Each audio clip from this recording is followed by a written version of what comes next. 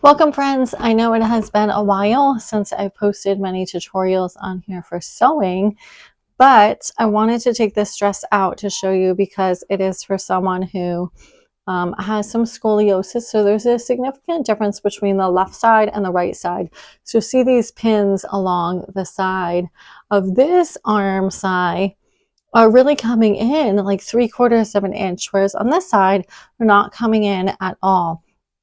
So when you're faced with an alteration that maybe someone isn't symmetrical with their body, don't be so concerned. Just go ahead and do all of your pinning and follow the person's body so that it looks correct. And then I just make sure to take really exact measurements on each side. So I'll have a piece of paper that will tell me left, right. So when I go to take these pins out, I'm able to measure, once I'm inside the seams to get that really exact. And then the other thing for this dress is that it was created for someone that has a much longer torso.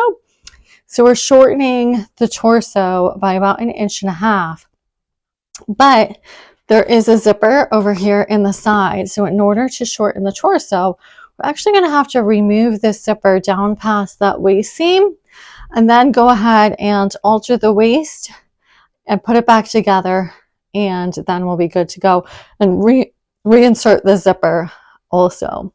So I hope that just gives you a couple of tips for if you do face an issue where you're doing a garment for someone that isn't symmetrical on the same side.